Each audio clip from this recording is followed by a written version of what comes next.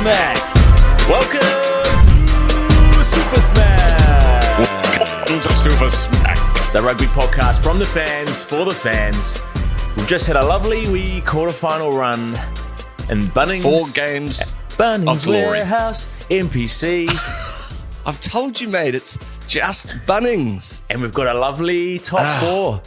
We do. And some, I guess, which result was unexpected to you? Or were you? Are you going, yep, that makes sense? No, you probably are about the Bay, aren't you? I think the Hawke's Bay one was, maybe not unexpected, but that was a 50-50 one for me. That could have gone. Probably, yeah. I mean, how close the Canterbury Counties one was very unexpected. That could have been, that would have been the game and the upset of the tournament, but damn it. We're all sitting there going, please lose. Canterbury, please lose. We want Counties to win so bad, but they just couldn't get there. In the end, Canterbury had their number, didn't they? Yeah. Took them a while, though. Unbelievably close. But, I mean, I've got a bone to pick with Canterbury. Go on. I think they cheated. Mate. They turned up the wind, mate. When was the last time you ever saw it that windy? Wind in Christchurch. In Christchurch. They've gone, I don't know what, they've done some sort of, meteorological phenomenon. Maybe some karakia to tawhiri matia, and they've just Christchurch. Gone, yeah, exactly. Which, I mean, that's basically getting every Māori person in the wider Canterbury region to get that much power and that all much 6 of mana, them. All 6 of them, yeah. Yeah. Yeah, they're down in Ashburton. Yeah, I don't know. Yeah, probably down there. Maybe, maybe up north. I don't know. Timaru. I mean, I guess you say they got to have 50% of the bad wind too. Yeah, and but they that didn't suits really, the Canterbury game traditionally. And then Counties chunged them and played them at their own game. Mate, how many 20 plus phases? Canterbury. How many 20 plus phases were there in that game? It was unreal. And do you know what my favourite bit was? And I've actually got a bone to pick too. I know TJ is a Cantabrian, Tony Johnson. But I swear, whoever else was commentating, I can't remember who, must have been as well. Those guys were so biased. They were shitting themselves on the edge of their seat, wanting Canterbury to win. And they just kept making little remarks about Counties' play. They were obviously getting really pissed off. They were going, Counties coming up the field slowly, but surely, again. And they behind the advantage line now, and then they'd make a bust. Slowly but surely, they were basically like, give us the ball. You're choking us in possession. You could hear the frustration in Tony Johnson's voice. I was like, mate, at least try a little bit to hide your bias, please. I got it was annoying. I was into the game quite late, so I actually I saw the score at halftime before I started watching. You would have been like, so I was like, what the hell's going on? 15-5 or whatever it was at halftime, and then I saw the flags. It was 15-all. Was it at halftime? It was locked up at halftime. I'm pretty sure. Maybe I'm thinking it was 15-5 at one point, right? That's when I saw the score, and I'm pretty sure it was all back to nil. At the half. That's what was so crazy about it. Yeah. Great game. Some standout. I mean, the usual players stood up. Tom Christie was, poor Tom Christie, amazing at that level, does a lot of work, but I don't know where he's going to go in his Mate, he's annoyingly good though, isn't he? Like he actually was everywhere. He's super consistent for the Crusaders as well. He's always been really good, but for some reason he never gets much more of a look-in from anyone. Do you think he's a victim of always being like the unlucky cousin? Like there's always been someone that's been way better than him, but he's always been really, really good. Yeah. There's always been a Richie McCaw in there. There's always who are there's always been an Ethan Blackadder in his prime, There's been tons of them. Canterbury have a knack of producing them. But yeah, I've always go, what is it, Tom Christie? Are you an arsehole? Like are you just a dick? Or does someone else turn the ball over slightly more beautifully than you do? Because he was doing it really well. He had a couple of massive turnovers there. Yeah, totally. He's good. But yeah, I think it's just that. There's always been some little bolter that's come into the Canterbury wider training squad, like Leo Willie. Yeah. Like he was the one last year that probably outshone him in the Super Rugby season. So he's always had someone there that's stolen his thunder. It's taken the shine off him. Yeah. Poor guy. Yeah, you're right. Now that I think about it. Man, what a unsung hero. Yeah, he's a consistently good player. Yeah, Mind you, they sing and dance about him in Canterbury, don't they? They do, but as they should, He's won a lot of things. Poor old Tom Christie. But other people. The only game that went to extra time in this round as well, which is interesting.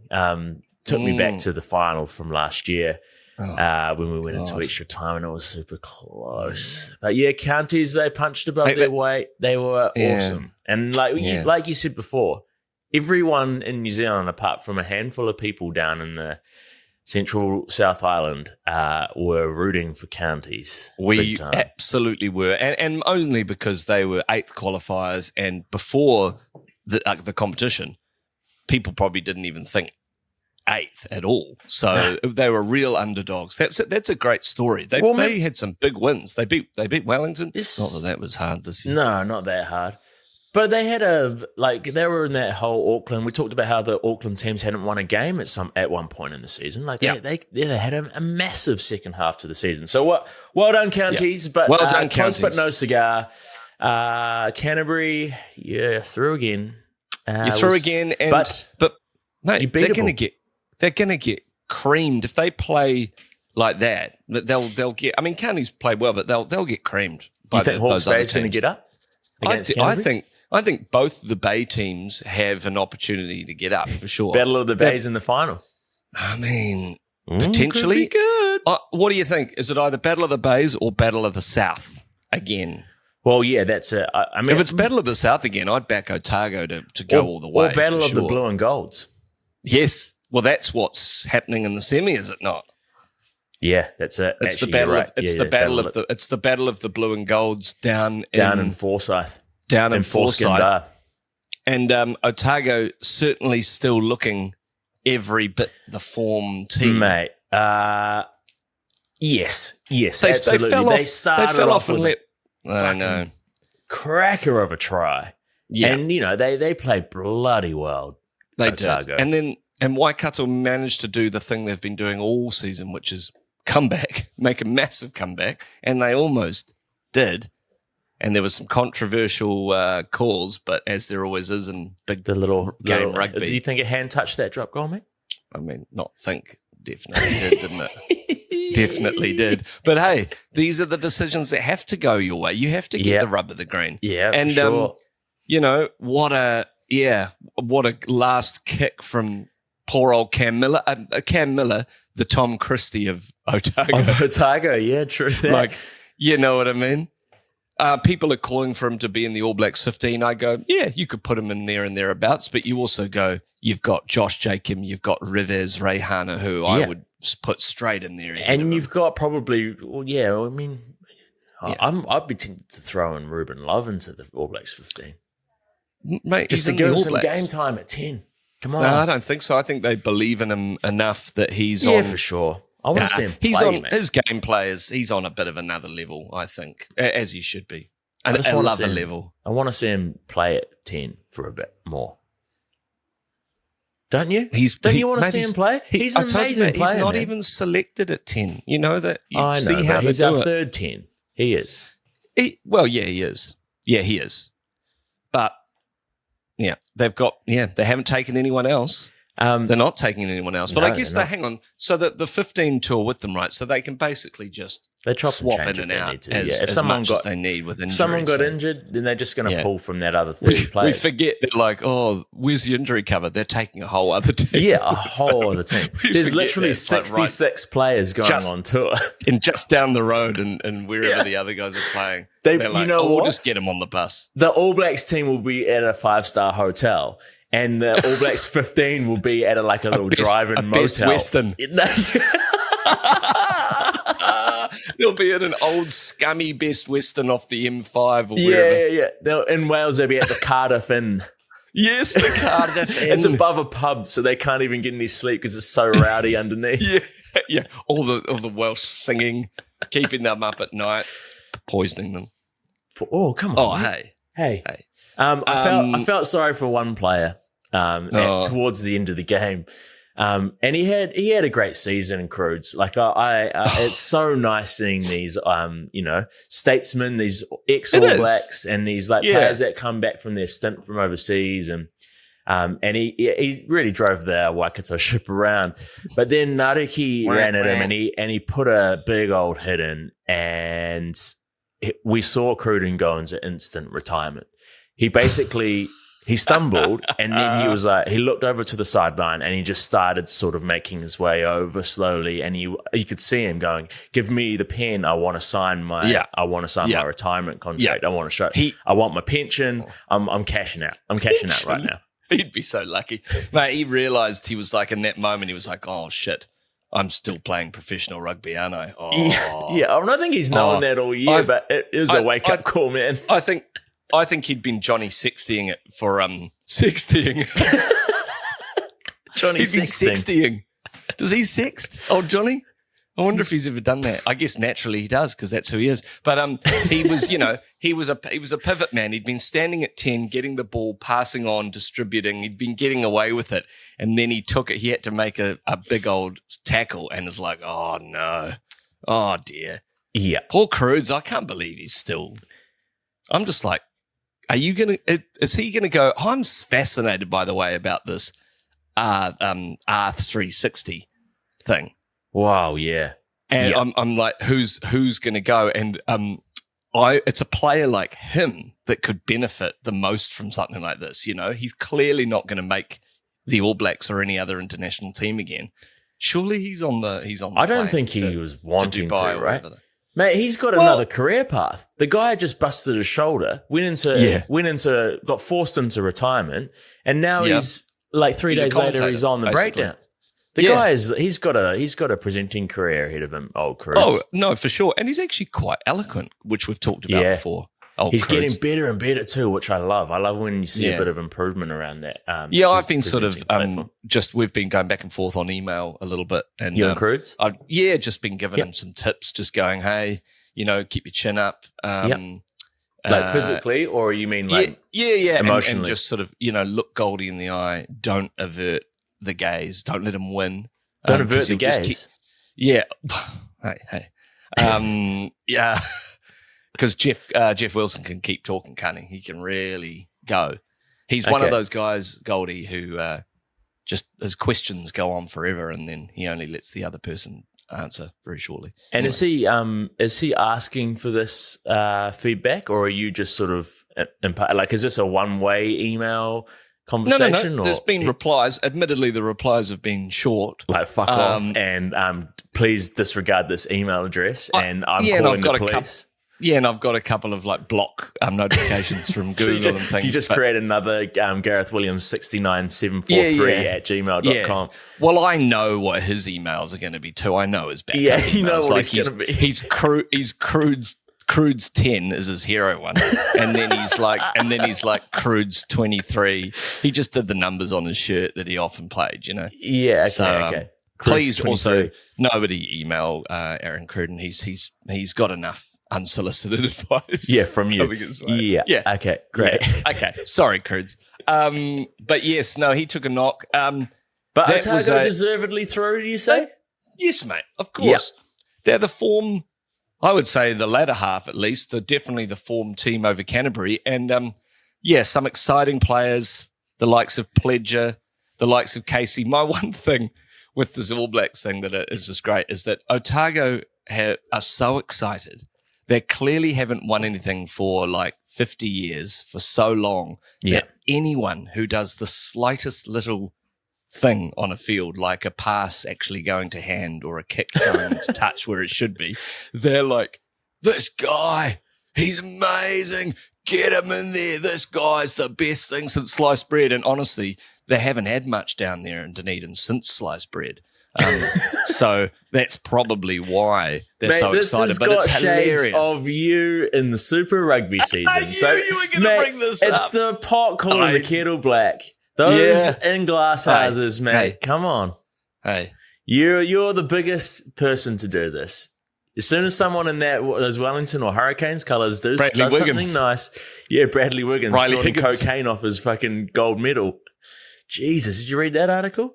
Yeah, I did. But why would you do it off the middle? It'd get stuck in all the crevices where the engraving is. I think he was a bit past it at that stage. I think he goes, yeah, another one. Deserve my medal. But yeah. Shut up, Wiggins. I do love the NPC for this. And I when I sent my congratulatory text to Ryan O'Kane from Otago, I said, well done, mate. We'll see you down at Forsyth Bar. We did have a great conversation about how this is potentially our favourite competition in world rugby because of the provincial passion, because of how much people want to follow their team. There's semi-professionals. There's people that have just come off the street, it seems, playing against people that are on the cusp of All Black call-up. You've got a couple of All Blacks coming back from AB's camp. Oh, I love it, man. It's got it all. It's a great competition, and because it's you've got all that variation, it's of skill level. You often have unstructured play, so the defense in a lot of these games isn't as tight as these test teams, and so you've got huge score lines up to 70 points, 60 points this year. You've got people being able to run riot because it's a looser game. We think Super Rugby's loose, like this is. Well, you think that Otago Waikato game was over 80 points, wasn't it? Yeah, it was 40, 44, 41 crazy. Or whatever it was in the end. It's super exciting. And it is. People do get passionate. And it reminds you of, I think we've talked a bit about this before, those old ads for the NPC that used to be on telly. And it was like, you can't go. Oh, no, that's probably Super Rugby. And show your true colours, shine, and it does have a good passion. And I think I watched one of those on YouTube the other day and I got a little bit sad. I went, where's that in the game anymore? Where's that passion that I feel like you and I would have definitely felt when we were about, man. You know what that reminds me of? Or 20s, It's liniment and hot chips. Yes. Liniment. Liniment and hot chips. Yeah. When you go and you post game and you get your mum and dad's bought you change your clothes. You have a shower after the game and you've bought you change your clothes to watch the Bay of Plenty game at the Tauranga Domain. Yeah. And you got your Bay of Plenty jersey and your scarf on, and mum's got your anorak out because it might rain. Anorak. And you've been given $10 for a fizzy and a hot dog and a punnet of hot chips. Oh, and you got shit, you wouldn't get that for $10 these days, mate. Nah, back in those days, mate, that was the 90s. And that's the sad thing. But you go, there was a lot of passion. I'm not saying that there's not passion for it, of course, but there's many people out there, some listening to this, that are extremely passionate about it. But it's, that feeling like it would be great to get that back. Well, we're building, mate. I just want it back, mate. You look at the numbers that the All Blacks have got through the gates, and the viewing numbers are up big time. Well, I think the Bunnings Warehouse NPC. The viewing numbers are up 10%. Yeah, on the NPC, they are. Which is fucking awesome. Yeah, that is great. It's. People aren't getting to the games. The Otago supporters better show up this weekend because there was a very empty Forsyth Bar Stadium for their best season in years and years. This is what I'm saying. Where the hell were you, Dunedin? They're probably some of the most loyal supporters in the country. Their team is doing amazingly well. That's what I don't understand. What was on? What could possibly have been more interesting that was on in Dunedin on Saturday? Nothing. It's not even possible. What, like a shellfish festival or something? It was probably the Highland Games. The Highland Games. The Highland Games was on. Yeah. Yeah, the Highland Games, what else do they have? No, Adi Savia was doing a big fun run up the steepest street in New Zealand. Up Baldwin Street. Yeah, up Baldwin Street. Yeah. Right on kickoff. He just went, fuck you, this will teach you. This will teach you to mess with. I was going to say mess with my team, but that guy must not have played NPC for how many years? Yeah. Wonder when the last time he played NPC was. Also, Never. Yes. Good to see, just back to that Canterbury game, good to see Kieran Reid in the stands in his Counties colours rubbing it in. He's basically giving all the Canterbury supporters a middle finger. It was so good. He had his punnet of hot chips, his sunnies on. Oh. They would have been super confused, like when your dad that you loves goes and gets a new partner and has a kid with them, and you see them and he's doting over his new baby, and you see kisses the mum, and you're in the stand going, I was the one you loved. I thought I was your firstborn. And he's just like, fuck you. Those videos. These chips are great, by the way. These chips are delicious. Yeah, well fried. Well done. And the sauce not too sweet. This is nice. Yeah, is this beautiful. like homemade?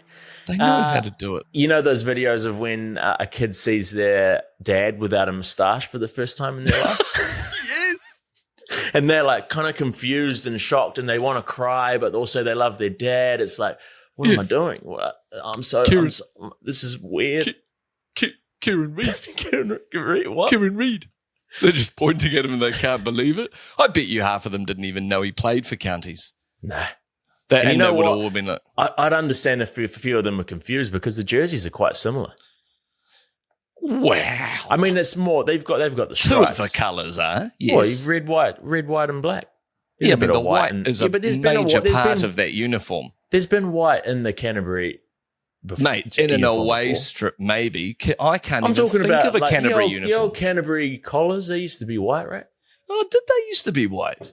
I think so. Actually, you're right. I think they might have. These jerseys, yeah. I feel like every Canterbury jersey, they just never touched the collar. Was that like I think so. They were always white. So no matter where you're from, like, Wales, Ireland, anyway, they all had a white collar, obviously. England were all white.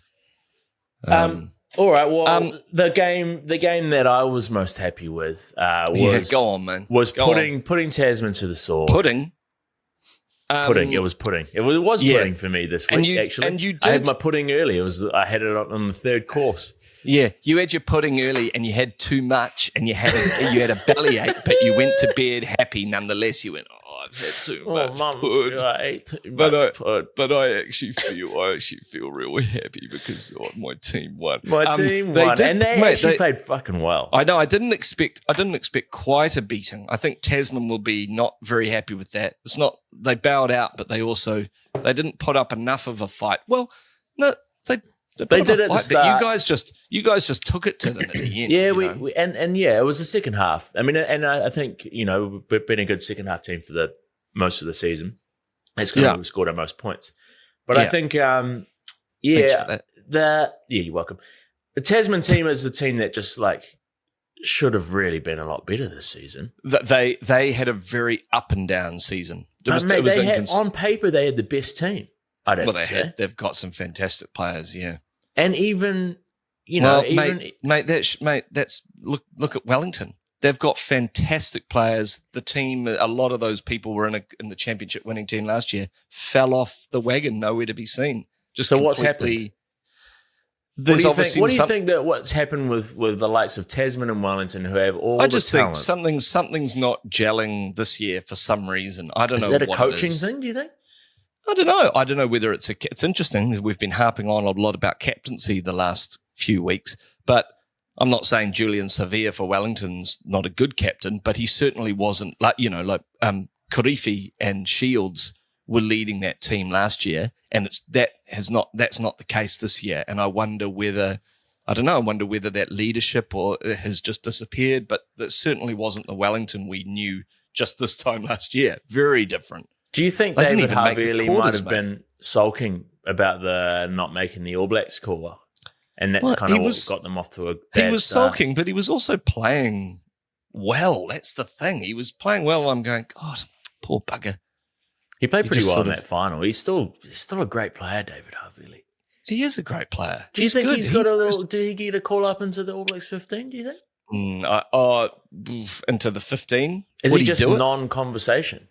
No, maybe these days. I mean, this seems like there's so much midfield option now. But it was such a shock for him not to be in the All Blacks at the end of the Super Rugby season. I mean, a lot of people have always disliked his presence at the All Blacks. They go, oh, Havili, really? But then he's been involved in some really key victories for us over the years. I wonder how many tests has he had? How many tests has David Havili had?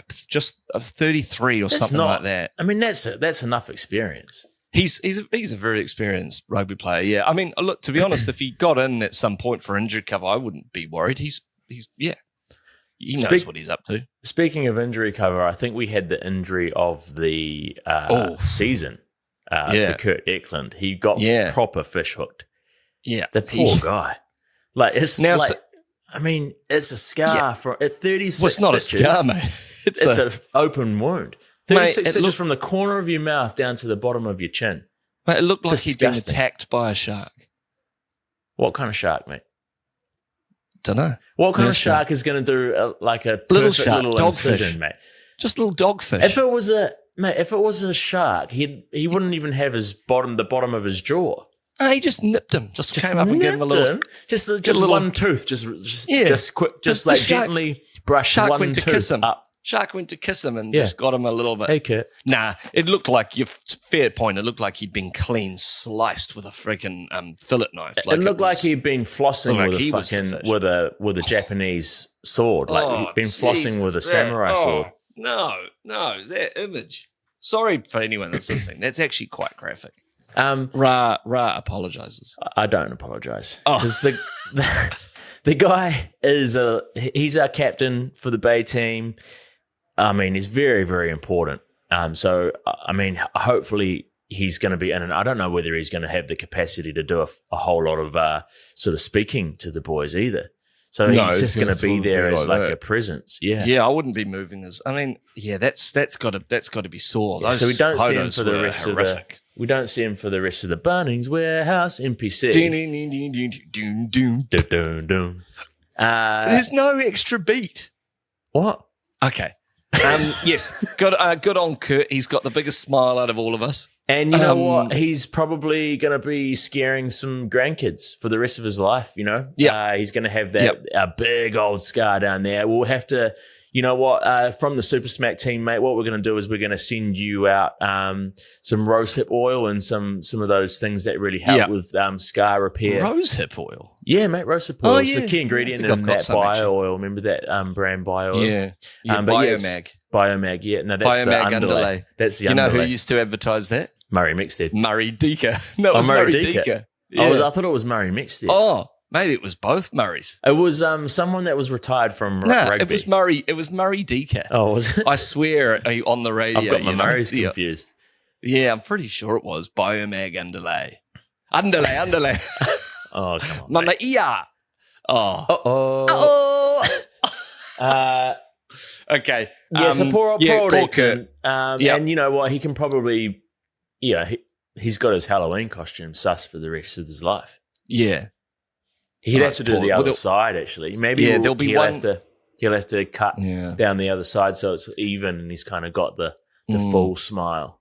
There'll be one little shit cousin at every Christmas that he sort of hates that will just look over him and go, "Why so serious?" And he's like, "Get your present and meet me out the back of the garage. I'm going to beat you. I'm going to beat you, you little shit." No, sorry. Man. That's terrible. Sorry, mate. Come on, man. Kurt's a lovely man. No, he's a lovely man and a very talented player. I've always rated Kurt. Do you think he would have, if it wasn't for his mouth slice, do you think he would have made it into the All Blacks 15? Well, you made a good point before. I'd forgotten about an extremely well-playing George Bell and, of course, Brodie McAllister. But hang on, isn't Brodie in the... No, George Bell's in the All Blacks. Oh, is he? Yeah. So Brodie McAllister will be in the 15. Oh, right, Brodie. Well, then, Kurt, give him up. What about Where's Asuffle? Oh, I think he's injured still, mate. I think he actually he's changed injuries. Now he's got a head injury. These are these moments that can really halt a player, eh? Like, it's a shame. Yeah, injury's a big part of the game, mate. Yeah. Well, yeah, it's a ruthless game, right? Okay. What else did we have? We had the final game of the NPC quarterfinals, and that was probably the one that was most 50-50 out of this. I would have thought. Yeah. I mean, I backed the Bay. I knew that Otago was probably going to come away, and they deserved to come away with that win. Canterbury was a hot favourite. So, I mean, even though these games were closer than I thought, sure, I feel like those three were I felt like clear, easy wins to predict. Yeah. But this one was a little closer. And I think what Hawke's Bay have done here in this game is executed a very solid and clinical game plan, which was to take off Josh Jacobs' head. Yeah, and they bloody tried their darndest, and Falau Fakatava got sin-binned. I can't remember who did the second one, but Jesus, that was a proper clothesline right to the neck.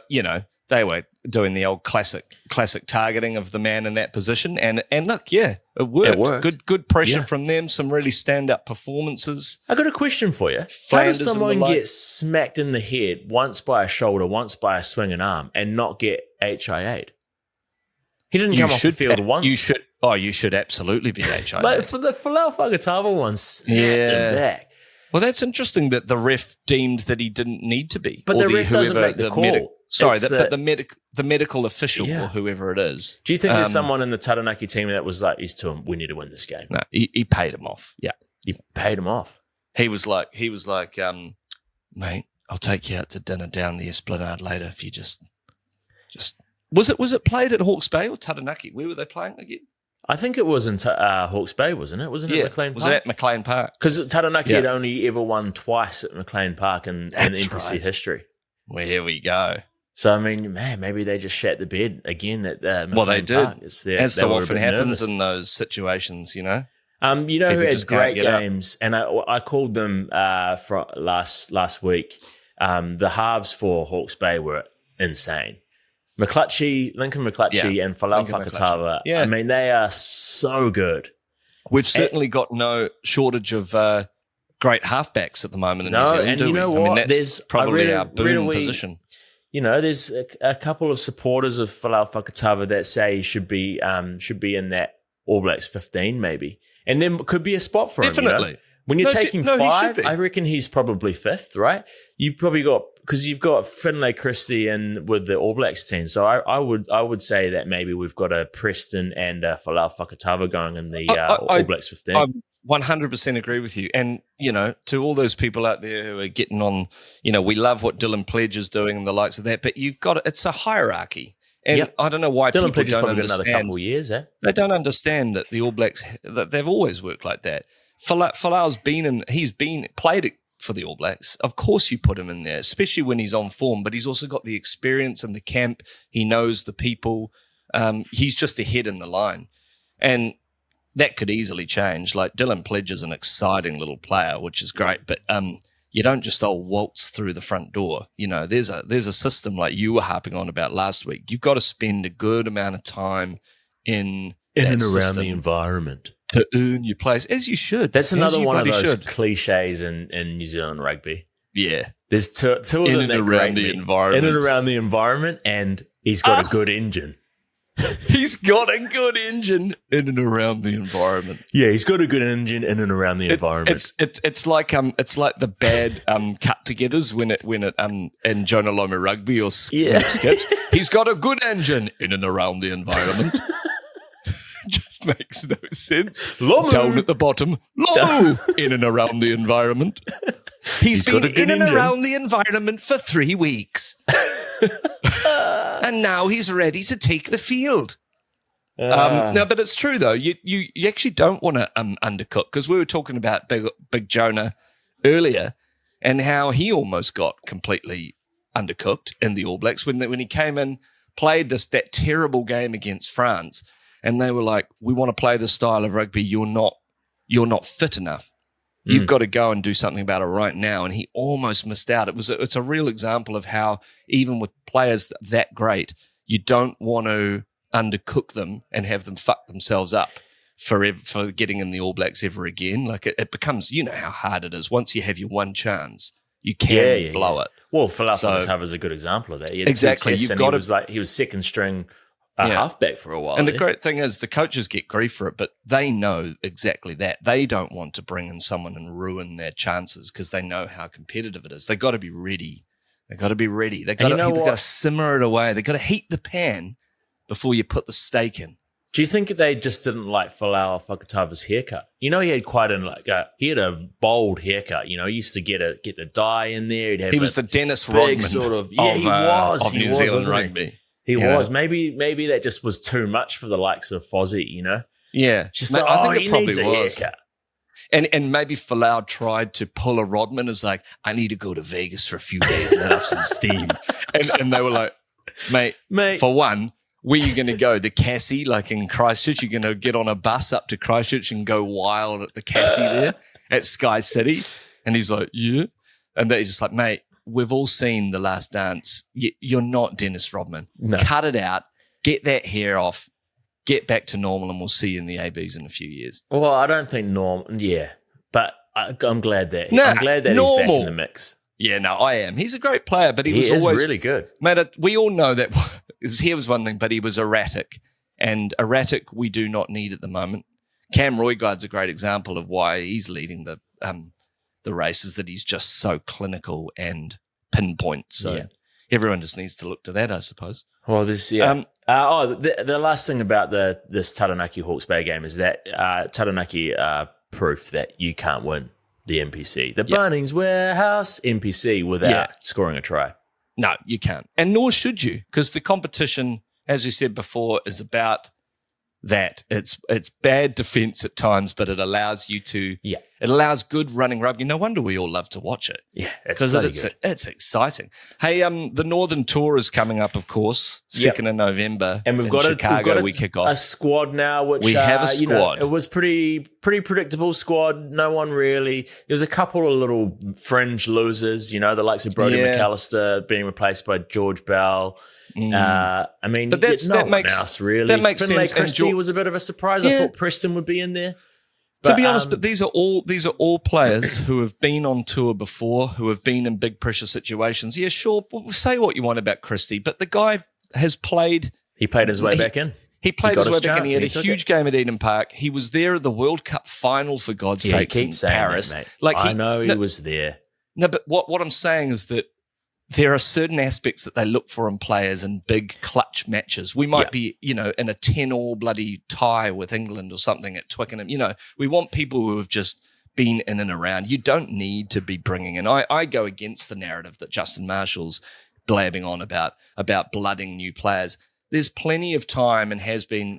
I just think go and win the Grand Slam. That's what Robertson is wanting to do. He wants to go over and win every single one of those 4 games, and I go, take the squad that you think you need to do that. Go, and by all means, do it. There's no room for bolters in the All Blacks team in year 2 anymore because we've got the All Blacks 15. I'm sorry, but if you're taking 66 players on tour, you should be able to get a World Cup squad out of those 66 players.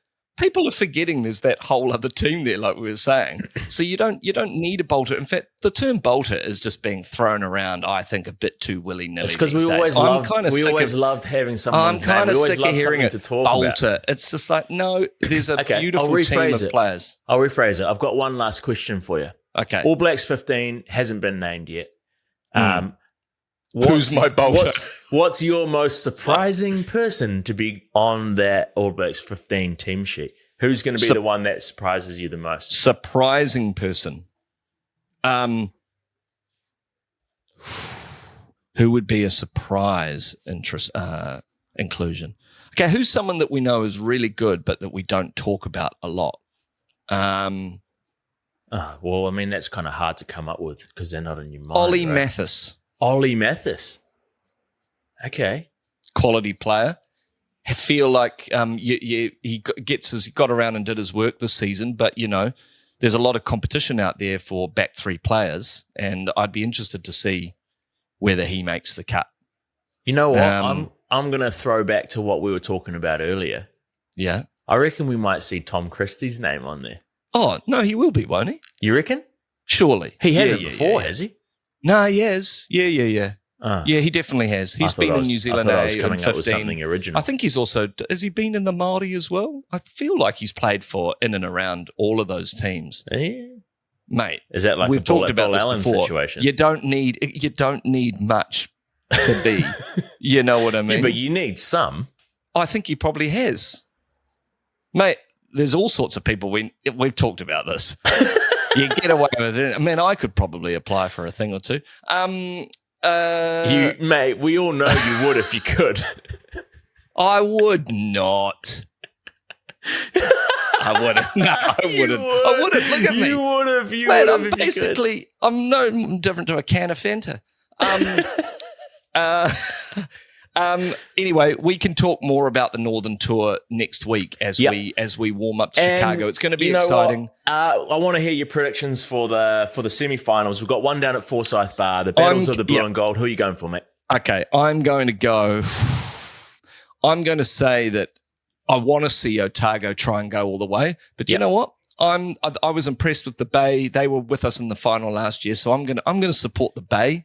Because of you. Well, no, Bay of Plenty. We can't be called the Bay. Sorry. Yeah, I'm gonna say the Bay, and I'm gonna say Canterbury will annoyingly bounce back from what was a big scare against Counties, and they'll put away Hawke's Bay and Christchurch. Okay. Yeah, that's what I'm thinking.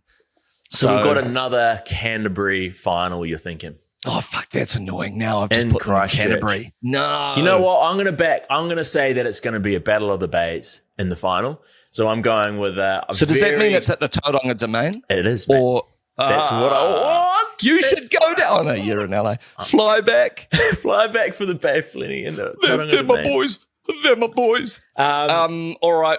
Good luck to them. I can't wait to see the Battle of Blue and Gold, especially. That's going to be a great semi. Yeah, you and I should just put on a little FaceTime or something and just get out the poppy. I might get on with my mates Gusty and my mates Ryan Joseph and Ryan Joseph. And Ryan Joseph? Yeah. Mate, see, that's the issue with Dunedin. They just call them all Ryan Joseph. It's all very inbred.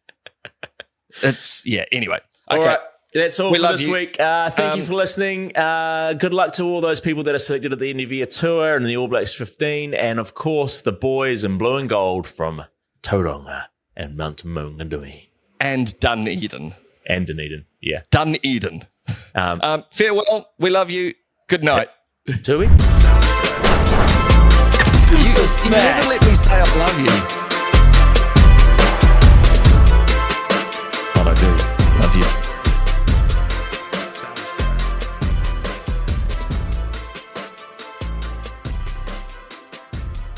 Jesus.